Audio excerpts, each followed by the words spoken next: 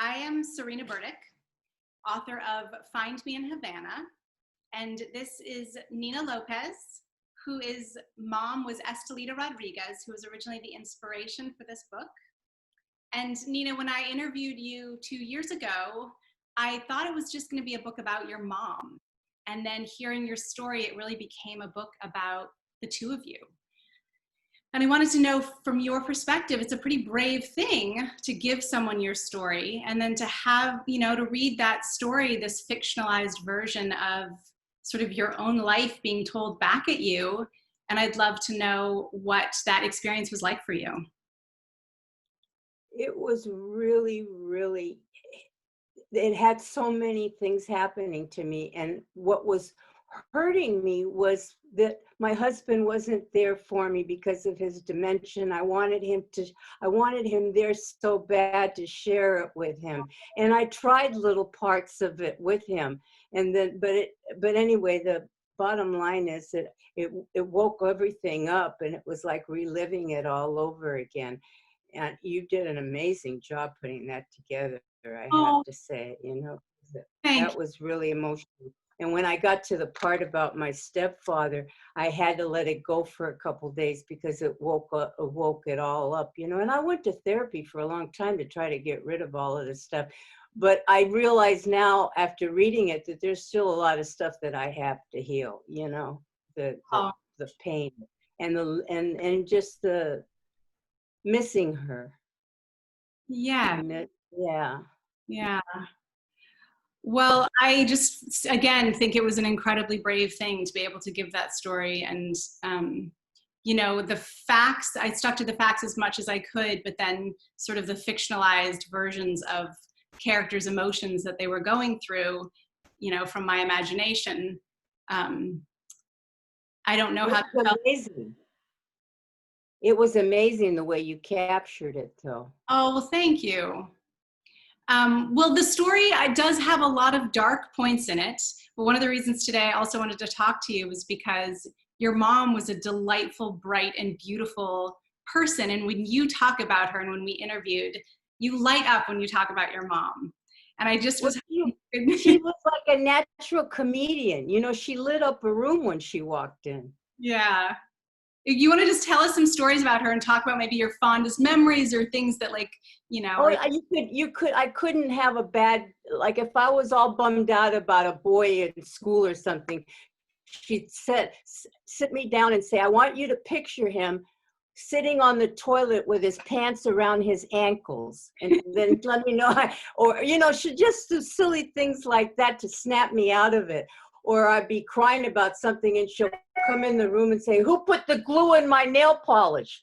Or who put the cement in my deodorant? She just always knew how to wake me out of whatever nightmare I was living, She was just a joy to be around, and everybody loved her when she walked in a room because she would light the room up. Did you get to see her on stage? All the time, yeah, all the time. And I'd be backstage most of the time, and it was funny. It was fun. Did you ever get to go on movie sets with her, or just? Oh, yeah. I was on the set all through Rio Bravo. That's how come I know how upset she was about what happened with Angie Dickinson, and all the good parts that she had in that movie were literally cut out. Her dancing routine, because Duke gave her some pantaloons, and everything that she did in that movie that was all about her, Angie said, cut. So she had like a nervous breakdown from that. And I was with her during that time. And the filming ended on her birthday, and Ricky we double dated. She's called it a double date. It wasn't. Ricky Arnaz and Dean Martin took us because it was her birthday, July 2nd. And that's how we celebrated her birthday. But I already knew she was torn apart from what happened with the editing of the movie. I don't know that I remember this story. So so you tell people Duke is John Wayne, right?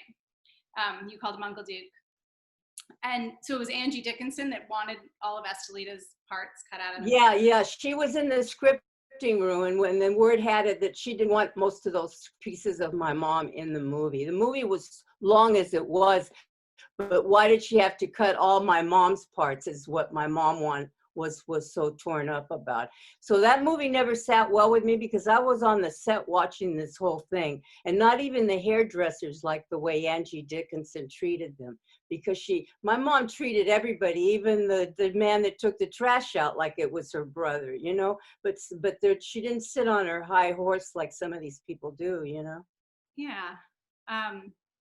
That's it. And tell us the story about Palm Springs and when The you Palm were. Springs. Oh, when she went to she was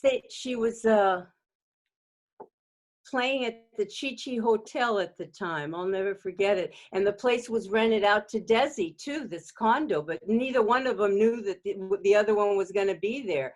And I woke up in the middle of the night for some water. My sitter was sleeping, and here he was in the living room with two ladies sitting on his lap even.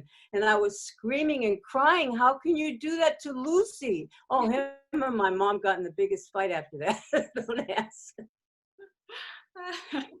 Because they've known each other since Cuba. He was her conga drummer when she was 13 years old back in the day. Yeah, that's a great connection.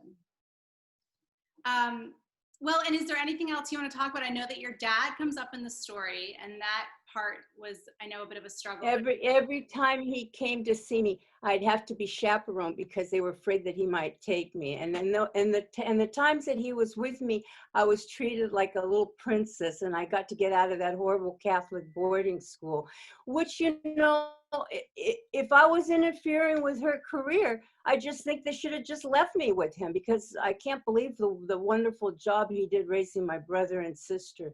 They had the most, you know what I mean? They didn't have to go through all of that pain, but whatever. It was everything happens for a reason. And you had a relationship with your dad years after, is that right? Well, he came to see me when my son was born because it was his first grandson. So he wanted to see Daniel, and Daniel was 6 months old.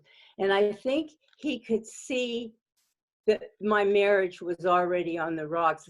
He could see the bruises on me. I knew he knew that I was being abused. So he said something to me about going home and talking to his wife, and maybe the baby can come and be with them. So but then I guess his wife didn't think that was such a good idea because he later told me that no, that it's not good for his side of the family right now, or whatever.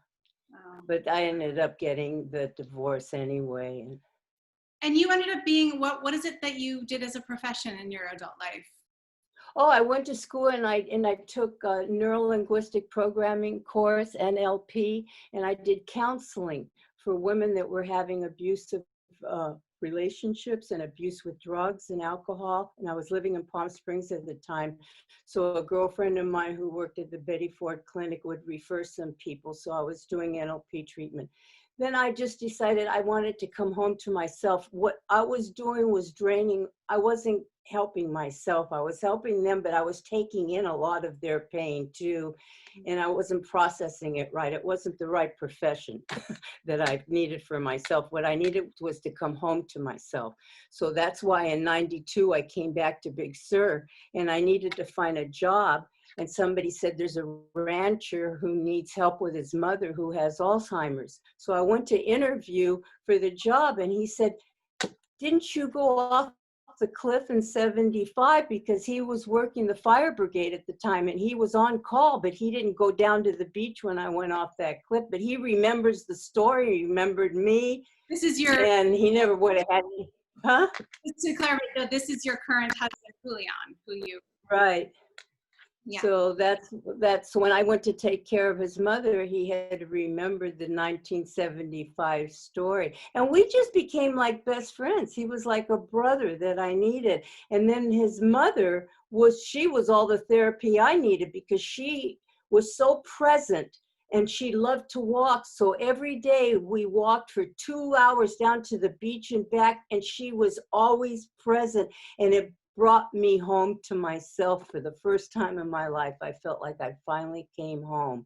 So I felt like I should be paying her, You know what I'm saying? Because here she was centering me and bringing me back to what really mattered, you know? I'd pick flowers with her and be just so present with her. That's what she taught me, just how to come back home to myself and love myself. And I never had before. I was all on the escape route, you know? Well, I think that that is a really beautiful place to end, that you were able to find that healing after all this story, which has a lot of intense and hard things that you and your mom went through. And it makes sense. And it's kind of wonderful, even though it wasn't the thing you ended up doing for a long time, that you were helping women who'd experienced the things that you and your mom went through, especially your mom with abuse, all the abusive men in her life, which there were a lot Right, of abusive men in this book and in her story. right. Yeah. No, no, I did it for 10 years and I got very close with the relationship. I loved what I was doing, but I did take too much of it in. You know what I'm saying? I wasn't able to leave it at the office.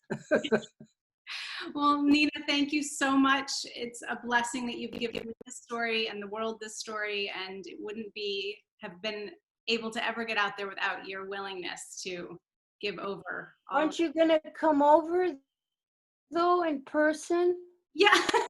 Yes, when COVID is over, the book comes out in January, and I have no idea what's going to happen and when we're going to be able to travel. But absolutely, as soon as I can get on an airplane and fly out to Carmel and hand you a book, personally, I will do that. Oh. Well, thank you.